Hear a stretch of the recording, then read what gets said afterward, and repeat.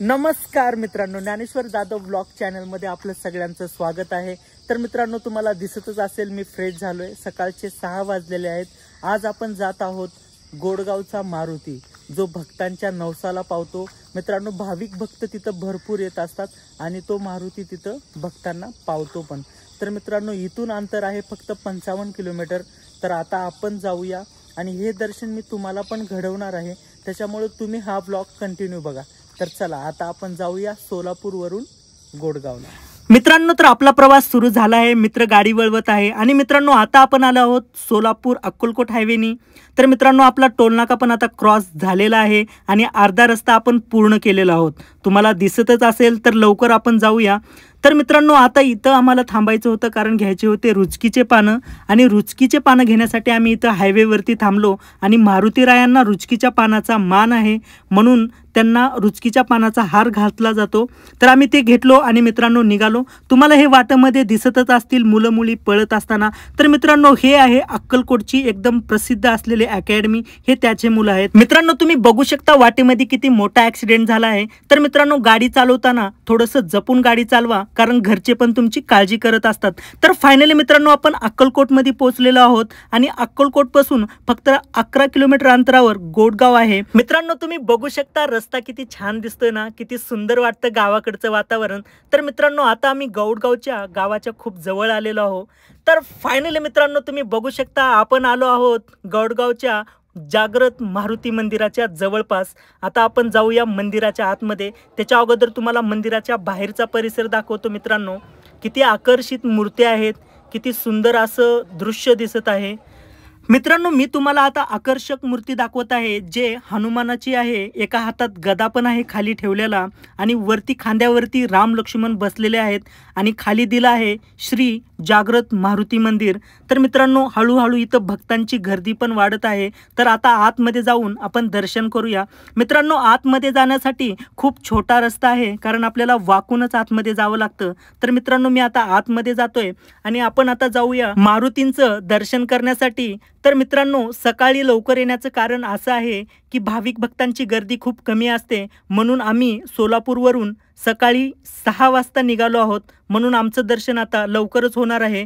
तर मित्रांनो, आम्ही आता मारुतींच्या मंदिराच्या समोर आलेलो आहोत। आता आतमध्ये जाऊया आणि मारुतींचं दर्शन घेऊया, आणि हे दर्शन मित्रांनो मी तुम्हाला पण घडवणार आहे।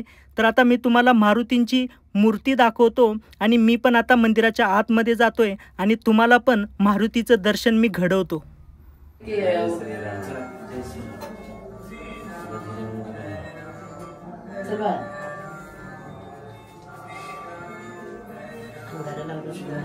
मित्रांनो, मंदिरामध्ये अभिषेक पण केला जातो, साधा अभिषेक, रुद्राभिषेक, महारुद्राभिषेक। तर हे करायचं नव्हतं, नंतर मी गेलो धागा बांधण्यासाठी। मित्रांनो, मी हातामध्ये धागा बांधला आणि तिथलं होम हवन बघण्यासाठी आलो। तर मित्रांनो, इथं दररोज होम हवन केलं जातं। तर मित्रांनो, आता बाहेर जायचं होतं, तर बाहेर जाण्याची प्रथा तुम्ही बघितलीच आहे। आता आजोबा कसं गेले, मारुतीकडे आपल्याला तोंड करायचं आहे आणि पाठीमागे करून दरवाजातून आपल्याला बाहेर निघायचं आहे। आणि मित्रांनो, मीही तसंच केलं, दरवाजातून बाहेर निघालो आणि बाहेरचा परिसर पण तुम्हाला मी दाखवतो आता। आणि आता आपल्याला बघायच्या आहेत मूर्त्या, आणि या मूर्त्यांचं मी दर्शन वगैरे घेतलं। खूप आकर्षित मूर्त्या आहेत, आणि हे दर्शन करून मी निघालो आता अन्नक्षेत्राकडे, कारण प्रसाद घ्यायची वेळ झाली होती। तर मित्रांनो, मी आता अन्नक्षेत्रामध्ये आलोय आणि तुम्हाला दिसतच असेल भाविक भक्त इथं प्रसाद घेत आहेत। तर मी पण आता प्रसाद घेतो, आणि खूप छान असा प्रसाद दिसत आहे। तर मित्रांनो, प्रसादामध्ये आपल्याला खीर आहे, खीर नंतर आपल्याला भात पण भेटणार आहे, आणि इथं वरण पण आहे। खूप सुंदर असं जेवण भेटतं इथं, म्हणजे प्रसाद। तर मित्रांनो, ते प्रसाद वगैरे आम्ही घेतला, आजीशी बोलणं वगैरे झालं आमचं, आणि आजीला विचारलं की आजी, हा प्रसाद कोण बनवतो? तर आजी सांगितलं की हा प्रसाद मीच बनवते बाळा। तर ते पण खूप खुश झाले आणि आम्हाला पण खूप भारी वाटलं। तर मित्रांनो, हा प्रसाद सकाळी 6 वाजल्यापासून चालू होतो, आणि ह्याच्यासाठी हे आजी एवढे मेहनत घेतात। दररोज यांना उठायचं आहे, दररोज यांना नवीन नवीन पदार्थ बनवायचे असतात। तर मित्रांनो, आजीशी आमचं थोडंफार बोलणं झालं आणि आम्ही निघालो प्रसाद घेऊन बाहेर। आपलं प्रसाद वगैरे खाऊन झाल्यानंतर मित्रांनो आम्ही बाहेर आलो, आणि बाहेर आल्यानंतर तुम्हाला इथली एक प्रथा सांगतो। जर तुमचे स्वप्न पूर्ण होत नसेल, कुठं कामामध्ये अडथळा येत असेल, तर इथं येऊन तुम्ही या मारुतीच्या गोडगावच्या मारुतीला तुम्ही दोरा बांधा इथं झाडाला येऊन आणि तुमची मनोकामना पूर्ण करा मित्रांनो, नक्की पूर्ण होईल। तर मित्रांनो इथं नारळ फोडण्याची जागा आहे। तर फायनली मित्रांनो आमचं दर्शन झालं, तुम्ही बघू शकता हे जागृत मारुती मंदिर आहे गोडगावचं। तर आता दर्शन वगैरे झाले, आमचं जेवण पण झाले, आता आम्ही निघाले सोलापूरला। चल, मंदिराच्या बाहेर आल्यानंतर तुम्हाला दिसतच असेल की इथं आजी लोक आपले जे गावाकडचे असतात ते शेतातला भाजीपाला तोडून इथं विकायला बसलेले आहेत। आपला प्रवास सुरू झालेला आहे, आता आपण निघालो आहोत सोलापूरकडे। तर मित्रांनो या रुळावरून आपल्याला गाडी घेऊन जावं लागतं। तर मित्रांनो रस्ता पण खूप भारी आहे ना, सिंगल आहे पण किती आकर्षित आहे। तर मित्रांनो आता फायनली आपण हायवेवरती आलोय आणि हा हायवे आहे अक्कलकोट सोलापूर। फक्त 38 किलोमीटर आता आपलं सोलापूर बाकी आहे।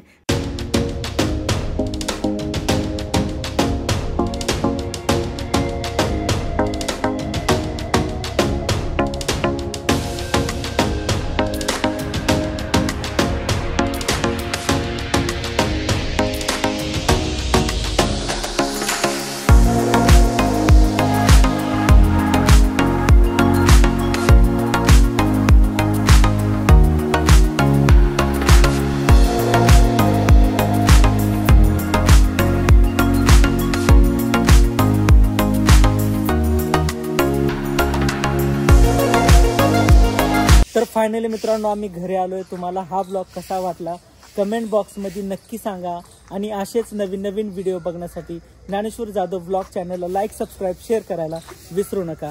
मित्रांनो खूप थकलोय, धन्यवाद।